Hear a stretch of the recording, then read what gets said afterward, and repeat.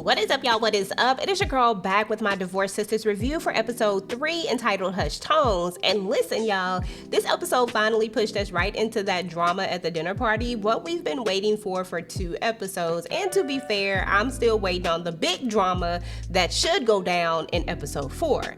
Now, let me tell y'all, we finally get to meet Franklin. And when I say I know why Naomi is losing it, I get it. He is petty on a whole nother level, y'all. So anyway, y'all, this episode starts right where the last one left off, and that's with Geneva getting hit with the question, is this my baby? First of all, I don't trust Vaughn as far as I can throw him, y'all. He pops back up after leaving his wife, now trying to worm his way back into Geneva's life.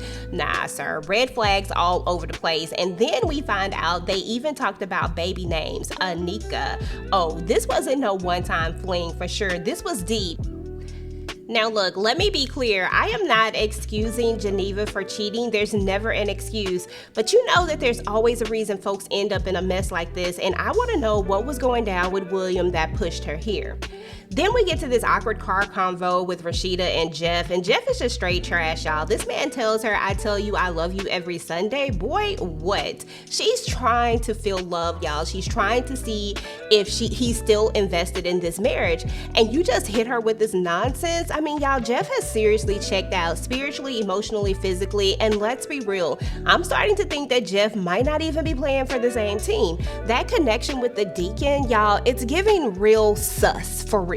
So meanwhile, y'all, we have Naomi is out here getting hit with the petty moves left and right. The way the police came up in there to snatch back everything Franklin gave her, listen, I would have made sure every single thing that he wanted back would have had a scratch, a tear, some bleach on it, like all of that, Franklin. You ain't slick. We see you trying to gift your new wife with your ex's things. That's messy as hell, y'all. Like, that is super doopy messy and childish on every single level. And I low-key understand why Naomi is where she's at, because Franklin seems like he is a piece of damn work. Anyway, y'all, let's get back over here to Geneva. She's over there listening to Javon and Tiffany bonding and giggling and kikiing and all this because William decided that he needs to play matchmaker and put Javon and Tiffany together.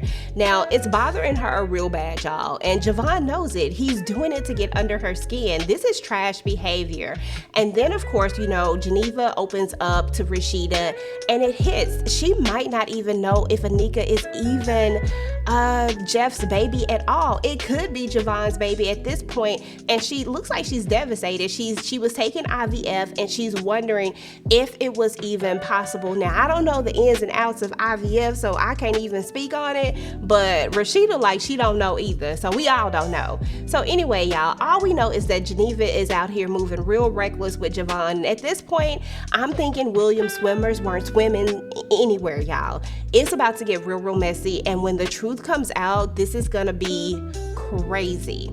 So anyway, y'all, Tiffany, poor Tiffany, she's gonna walk in on Geneva and Rashida's conversation, clueless about what's going on, and says that she might be ready to start dating again, clearly catching a vibe with Javon. I'm like, girl, no. She needs to run from this man, y'all, ASAP, and Geneva's stuck. How does she want her friend without outing her own secret? Naomi can't be trusted. Bridget out here pillow talking. It's gonna be a minefield, y'all. But I do believe that she needs to find a way to tell her without necessarily having to give it all up.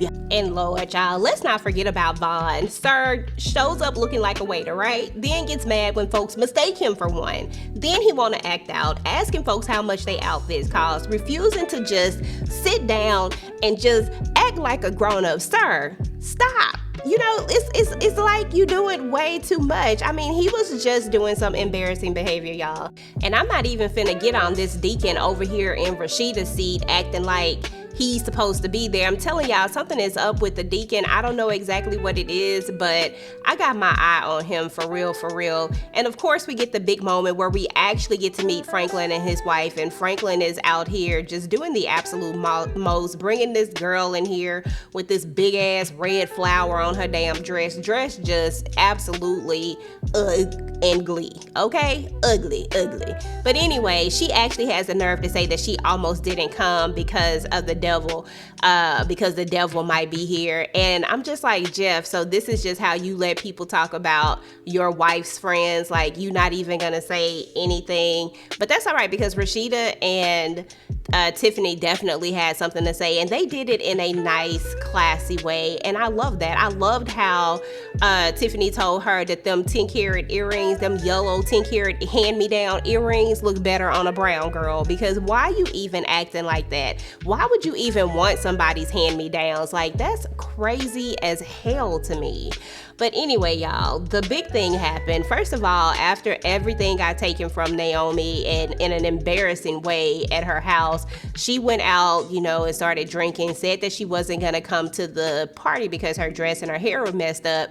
But turns out Naomi, after throwing back that liquor in a brown paper bag, y'all, classic, decides that she is going to show up to the party. And she walks in to see them at the table, and she's like, oh, y'all breaking bread with her, something like that, she say, to insinuate that her friends are having dinner with this new woman, and really wasn't the case. They really didn't have much of a choice because Jeff kind of just sprung it on them, but they was giving her the business. It's not like they was just kiki and kai, but we know that it's about to be some mess going down. So anyway, y'all, right now, I feel like Naomi is in her anger stage of grief, and I get it. 25 plus years blindsided like that, $37 million just doesn't fix that kind of heartbreak overnight.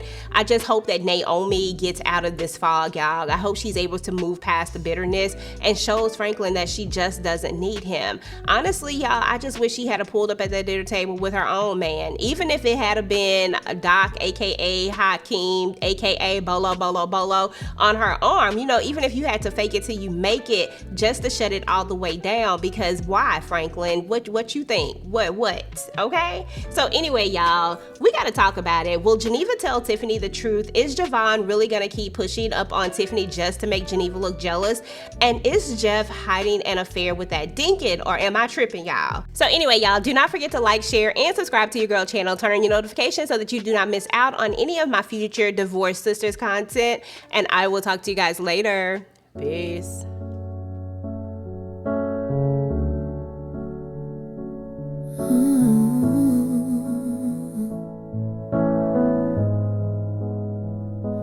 Thought I had forever when I said I do. Now I'm sitting here wondering what I'm supposed to do. Said you never leave. Now I sleep on one side, but my girl's pulled up, and I still got my pride. I got sisters who see through the pain, wipe my tears, help me dance in the rain. Even when love walks out and the world gets cold, I got hearts by my side that'll never fold. We cry, we fight, we laugh, still true. I might have lost us, but I still got my crew.